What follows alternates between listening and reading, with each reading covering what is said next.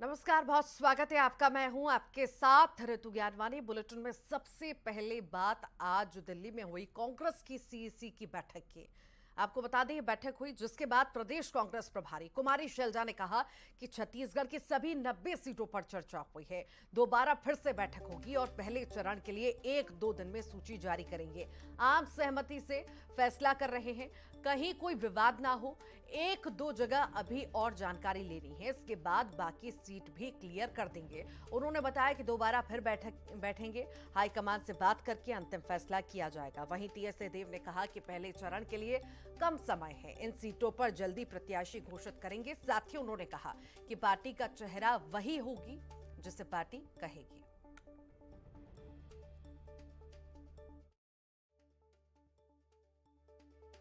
नब्बे के 90 सीटों पर डिस्कशन हुआ, लेकिन एक उसमें 90 पे हम नहीं कर पा रहे थे, तो फिर से बैठेंगे और फिर करेंगे। और जो फर्स्ट फेज है उसका 1-2 दिन में हम फैसला करके निकाल देंगे।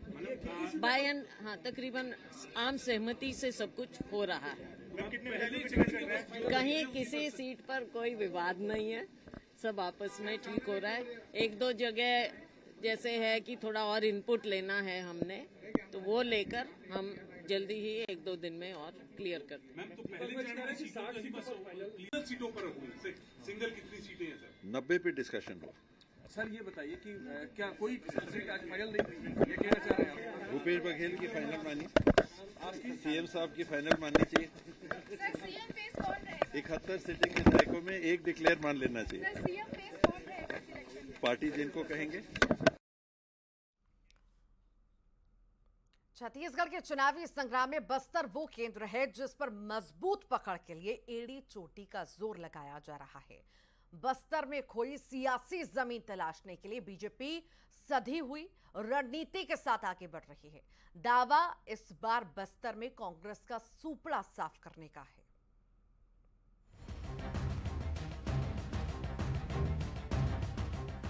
छत्तीसगढ़ में वोटिंग से पहले जीत के प्रण के साथ दावों का दम जोरों पर है। 15 साल के शासन के बाद 2018 में सत्ता से बाहर हुई बीजेपी फिर से सरकार बनाने के लिए ताल ठोक रही है। फोकस बस्तर पर विशेष है। 2018 में बीजेपी को बस्तर की 12 में से 11 सीटों पर हार का सामना करना पड़ा था, लेकिन इस बार सभी सीटों पर जीत का दावा किया जा रहा है। नहीं, हम किसी का इंतजार नहीं करते हैं, हमने किसी का इंतजार भी नहीं किया है। और हमारी जो रणनीति है, हमारे प्रत्याशी मैदान में उतर गए हैं, जनता के बीच जा रहे हैं, कार्यकर्ताओं के बीच जा रहे हैं और क्षेत्र में बहुत उत्साह है। उधर 75 पार के नारे के साथ ही चुनावी मैदान में उतरी कांग्रेस भी आत्मविश्वास से लबरेज है। भरोसा है कि पिछले चुनाव की तरह इस बार भी जनता की कृपा उन पर वोट बनकर बरसेगी। तंज बीजेपी के दावों पर भी कसा जा रहा है। तो पिछले समय में 65+ की नारा दिए थे, उनके शीर्ष नेता लोग 65+ भी गए, तो 65+ वाले 15 सीट है ना। अभी पूरा की पूरा बस्तर में सब जूली में जा रहा है, ऐसा बोलते हैं।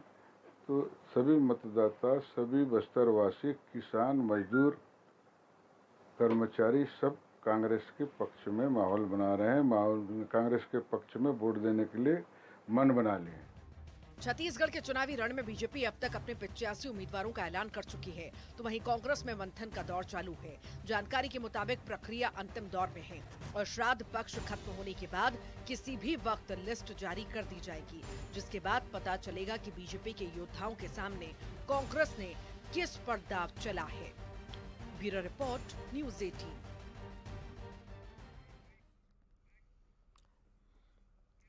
छत्तीसगढ़ में जारी सियासी संग्राम के बीच जुबानी जंग भी जारी है। रायपुर पहुंचे एआईसीसी के चेयरमैन पवन खेड़ा ने प्रदेश बीजेपी से लेकर केंद्र सरकार पर जमकर निशाना साधा और रेवड़ी कल्चर पर जमकर प्रहार किया।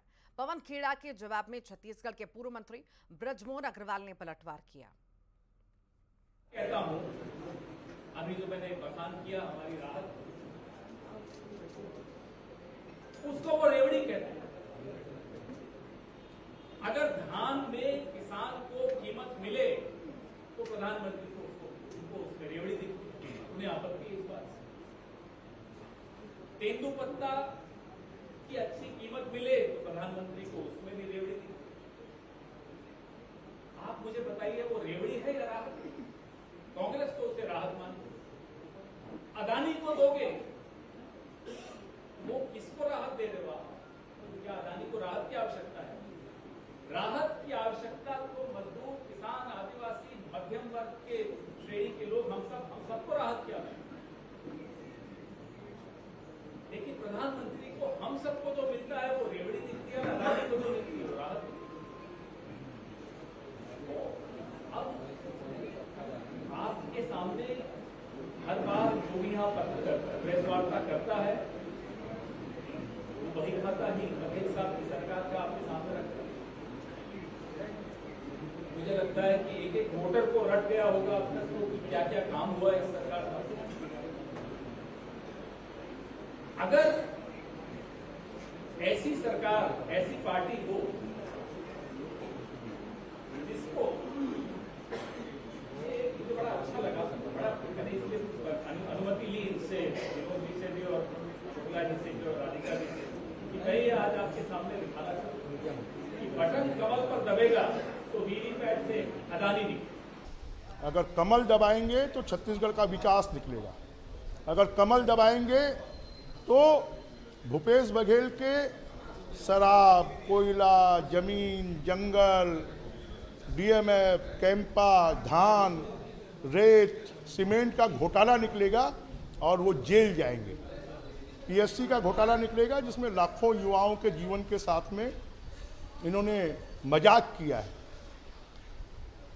लाखों रुपए लेकर उनकी भर्ती की है। ये घोटाला निकलेगा और ये सब घोटाला करने वाले जेल जाएंगे। और भूपेश बघेल जी, आप अडानी करते हो, आपने कितनी खजाने दी हैं अडानी को, जरा ये बताओ। अडानी से कितनी वसूली की है, जरा ये बताओ। कांग्रेस पार्टी कितना चंदा लेती है अडानी से, जरा ये बताओ। जब ये पोल खुलेगी ना भूपेश बघेल जी, आप कहीं के नहीं रहोगे। कांकेर बीजेपी जिला कार्यालय में विधानसभा चुनाव की तैयारियों को लेकर बैठक हुई, जिसमें झारखंड से आए संगठन महामंत्री कर्मवीर पहुंचे और कार्यकर्ताओं के साथ रणनीति तैयार की। विधानसभा चुनाव में होने वाले प्रचार प्रसार से लेकर बूथ स्तर पर किस तरह कार्य होना है, चर्चा इस पर की गई। वहीं जिले की 3 विधानसभा कांकेर, भानु प्रतापपुर और अंतागढ़ के घोषित प्रत्याशी के नामांकन फॉर्म 19 अक्टूबर को जमा करने का निर्णय लिया गया, जिसकी जानकारी जिला अध्यक्ष सतीश लाठिया ने दी है। हमारे यहाँ भारतीय जनता पार्टी झारखंड के प्रदेश संगठन महामंत्री कर्मवीर जी का आगमन हुआ है और वो चुनाव तक पूरे बस्तर संभाग के 12 विधानसभा को देखेंगे। तो हमारे यहाँ जो प्रमुख जिले के पदाधिकारी, मोर्चा के जिला अध्यक्ष, पूर्व विधायक, प्रत्याशी, ऐसे सब लोगों के साथ चर्चा हुई है और सकारात्मक चर्चा हुए। उनके जो चुनाव लड़ने का जो उनका अनुभव है, उस अनुभव को भी हम सब लोग शेयर किए हैं। हमको तो टिप्स मिला है और उसको आगे कार्यकर्ताओं का जीजे का जैसा आज बैठक हुआ, फिर मंडल का बैठक करेंगे। शक्ति केंद्र के प्रभारी और मतदान केंद्र के बूथ का जो अध्यक्ष है, ऐसे सारे लोगों को बनाएंगे और जो हमारी रणनीति जो बनी है वो रणनीति मतदान केंद्र तक पहुंचे और चुनाव जीतने में हम लोग सफल रहे। एक तरफ कांग्रेस में प्रत्याशियों के नाम पर रायपुर से लेकर दिल्ली तक मंथन चल रहा है, तो वहीं दूसरी तरफ जगदलपुर में 91 पंचायतों के कांग्रेसी जनप्रतिनिधियों ने बगावत का झंडा बुलंद कर दिया है। बगावती तेवर अख्तियार करने वाले ग्रामीण जनप्रतिनिधियों में टीवी रवि का नाम आगे कर दिया है। स्थानीय कांग्रेसी रवि को टिकट दिए जाने की मांग कर रहे हैं। गौरतलब है कि पूर्व ब्लॉक अध्यक्ष टीवी रवि का नाम दावेदारों के पैनल से हटा दिया गया, जिसके बाद यहां के कार्यकर्ता आक्रोशित हैं। 46 बूथ है, अभी नया बूथ बना है, क्योंकि बूथ का स्थिति काम हम लोग ने खुद किया है एक एक गांव जाके, तो हमको इससे ज्यादा अनुभव है। जो बनाया है बूथ लेवल, रवि भैया बनाए थे, साथ में लेके गए थे सब, एक एक चीज को हमको अनुभव है और हमें विश्वास है कि लोग हमारे साथ जुड़ रहे हैं और चुनाव जीतेंगे निश्चित तौर पर। किसको टक्कर देंगे? टक्कर कोई भी रहे, हम चाहते हैं कि हमारा आदमी विधायक बने। हमें किसी से कोई परवाह नहीं है, हम ग्रामीण क्षेत्र के लोग हैं। हम चाहते हैं ग्रामीण क्षेत्र का मान बढ़े और ग्रामीण क्षेत्र के लोग आगे आए, चाहे रोजगार के विषय में, चाहे सबके विषय में। हम सबकी मेहनत के लिए एक बार नेतृत्व करने के लिए जो मौका 5 साल बाद ये जो त्यौहार आया है, तो इसमें हम लोग नेतृत्व करेंगे और इसके विषय में पुरजोर से जीतेंगे और क्षेत्र का विकास के लिए कार्य करेंगे। भीड़ ये पिछली बार जो है ये पार्टी को जो है नेतृत्व करने वाला, पार्टी को ऊपर उठाने वाला यही टीवी रवि जी है। इन्हीं की बदौलत आज जो है पार्टी इस मुकाम तक पहुंची है। फिर भी इसको देखते हुए पार्टी ने इन्हें कोई महत्व नहीं दिया, कोई जगह नहीं दी। पिछली बार के चुनाव में हम सारे कार्यकर्ता जो हैं इनके नाम पर मुहर लगा चुके थे। राजनांदगांव के डोंगरगांव विधानसभा क्षेत्र के ग्राम घोरदा में ग्रामीण लामबंद हो गए हैं और अपनी मांग पूरी न होने पर चुनाव बहिष्कार की चेतावनी दे रहे हैं। इसे लेकर ग्रामीणों ने बैनर पोस्टर भी लगा दिए। ग्रामीणों का कहना है कि एक खदान के संचालन के कारण उनके घरों में दरारें आ रही हैं, वहीं जल स्तर भी नीचे जा रहा है। इसे लेकर शासन प्रशासन से भी शिकायत की गई, लेकिन शासन प्रशासन भी खदान संचालक के साथ खड़े दिखाई दे रहे हैं। प्रशासन और शासन से लगातार शिकायत करने के बावजूद अब तक ग्रामीणों को आश्वासन के अलावा कुछ भी नहीं मिला। कोई भी आए थे मीडिया वाले, समाचार वाले, बिल्कुल वाले ध्यान में रखना। हमारा मांग यही है कि ग्राम घोरदा में निर्मल चंद जैन द्वारा अनियमितता करके वो खदान खुदाई हो रहा है, अधिक गड्ढा है और अपने जमीन में ना खोद करके शासकीय भूमि में इस्तेमाल कर रहा है।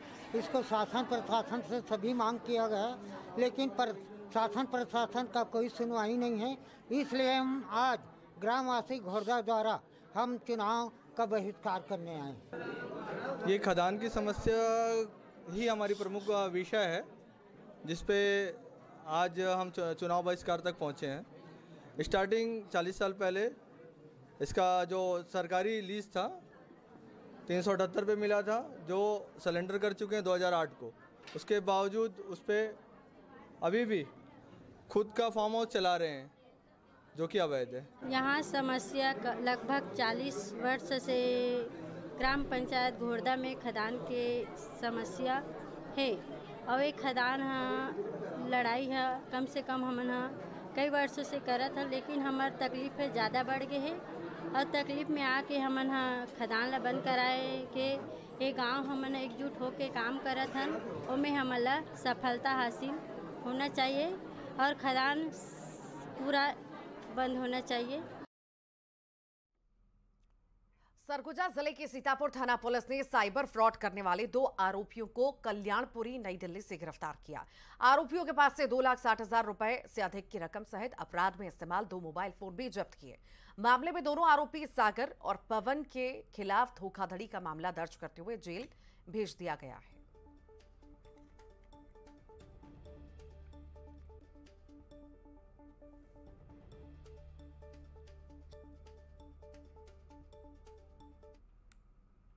दो आरोपी है पवन और सागर, जो अपने आप को IRDA का जो है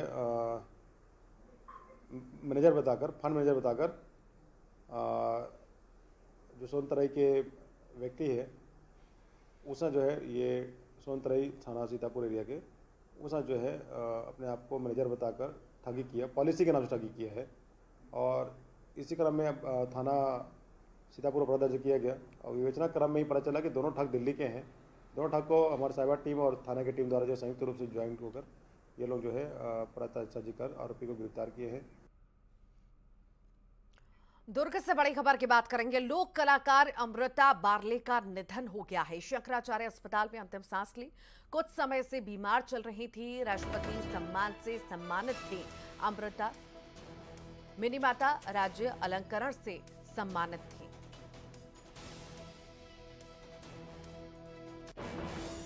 बड़ी ही दुखद खबर, लोक कलाकार अमृता बारले का निधन हो गया है। कई दिनों से बीमार चल रही थी, लंबे वक्त से बीमार चल रही थी और शंकराचार्य अस्पताल में अंतिम सांस उन्होंने ली है।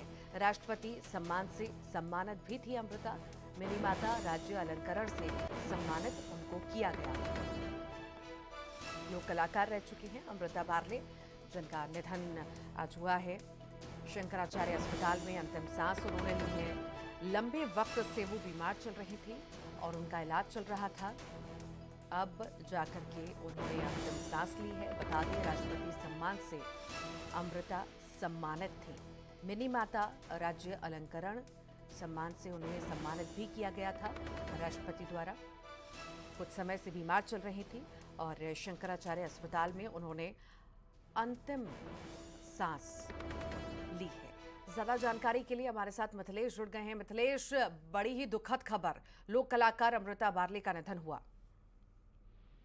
निश्चित रूप से आज संपूर्ण कला जगत में शोक की लहर दौड़ पड़ी है, क्योंकि जैसे ही ये खबर मिली संपूर्ण शहर में हलचल मच गई, क्योंकि ये अमृता बारले जो प्रसिद्ध लोक गायिका थी और साथ में ये अपने स्वभाव के कारण भी पहचानी जाती थी। 65 वर्ष की आयु में इनका निधन हुआ है। करीब सप्ताह से इनकी अधिक ज्यादा तबीयत खराब थी और ये वजह से इनका शंकराचार्य अस्पताल में भिलाई में इलाज चल रहा था और 2 दिन से कुछ ज्यादा ही तबीयत खराब हुई। इनको वेंटिलेटर में रखा गया था और आज शाम उन्होंने अंतिम सांस ली। जो अमृता बारले हैं वो राष्ट्रपति सम्मान से भी सम्मानित की जा चुकी। मिनी माता राज्य अलंकरण समारोह में भी इनको सम्मानित किया गया था। तो काफी प्रसिद्ध कलाकार थी जिन्होंने अपना पूरा जीवन जो है कला पर समर्पित कर दिया था। जब इनके निधन से अचानक निधन हुआ, इनसे काफी शोक की लहर दौड़ पड़ी है। कलाकार काफी दुखी है। कल इनका अंतिम संस्कार भिलाई के रिसाली क्षेत्र में किया जाएगा। जी ठीक, बहुत बहुत शुक्रिया मिथिलेश जानकारी को साझा करने के लिए।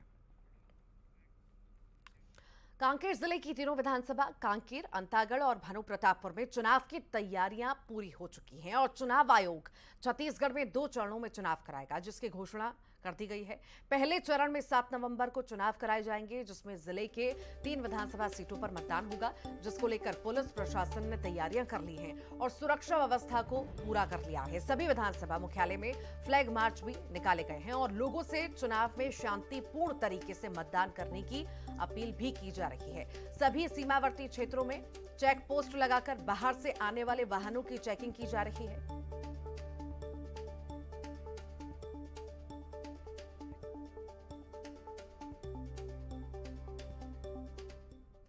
आचार संहिता लगते ही सरगुजा पुलिस सड़कों पर उतर आई है। अंबिकापुर के चौक चौराहों पर चेकिंग अभियान चलाया जा रहा है। इस दौरान हूटर, सायरन, राजनीतिक दलों के चिन्ह, नेता पदाधिकारियों की पद नेम प्लेट लगाकर घूम रहे वाहनों पर कार्रवाई भी की जा रही है। इसके अलावा नियमों का उल्लंघन करने पर चालानी कार्रवाई भी की जा रही है।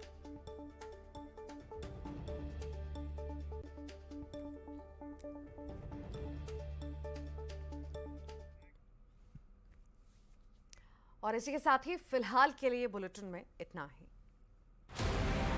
आपका चुनाव, आपका यकीन, आपका सच जीत गया। सारे न्यूज चैनल्स को पीछे छोड़ न्यूज 18 मध्य प्रदेश छत्तीसगढ़ बना नंबर 1। कदम कदम आपके संग।